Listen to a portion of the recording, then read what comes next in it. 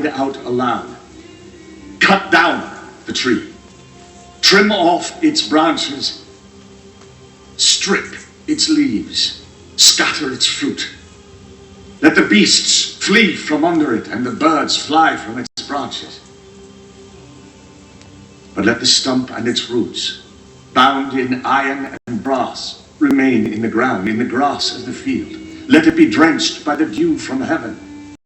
Let it live with the animals of the earth, and let its mind be changed from that of a man to the mind of an animal.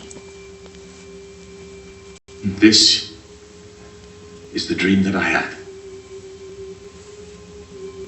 What does it mean? My lord, if only the dream applied to your enemies and its meaning to your adversaries.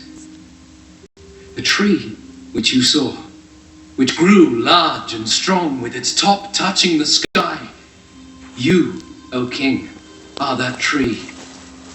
You have become great and strong.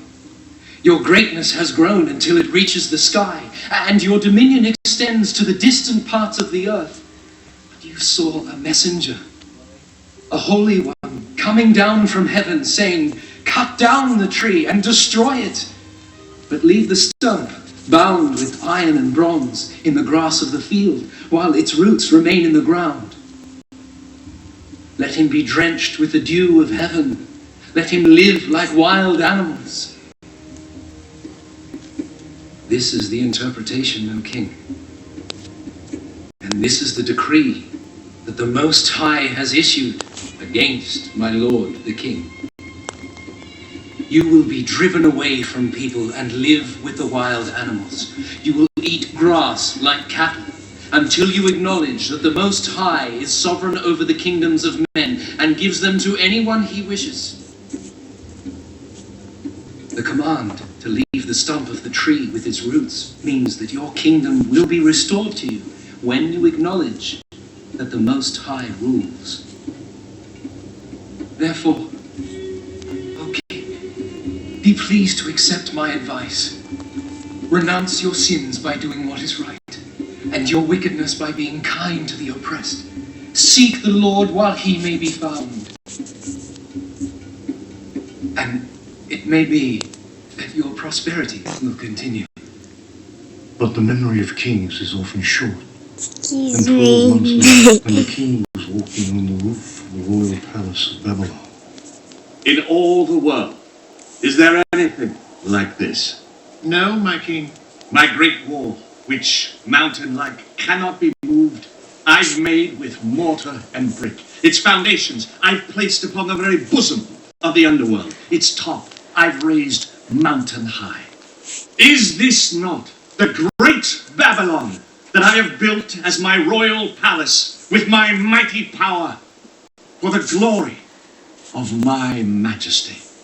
His words were still on his lips when a voice came down from heaven.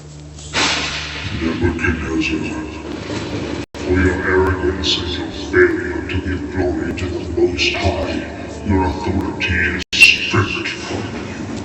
Go now from this kingdom as you claim. Your mind shall be reduced to that of an animal, and you will wander the land until you acknowledge the glory of God as above your own.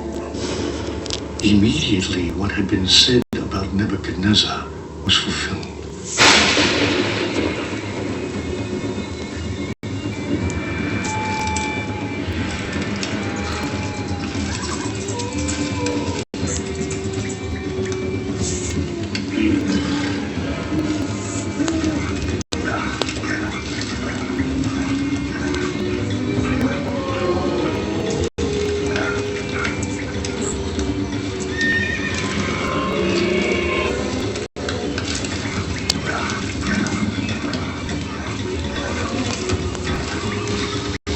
Greatest of those below heaven. He sought to make himself as great as he who rules above heaven, and the Lord would not have it. Because he insisted on being more than he was made, he became less than he was made. Because he aspired to be more than a man. He became less than a man. He became like the wild beast. How did he survive? Alone in the wild?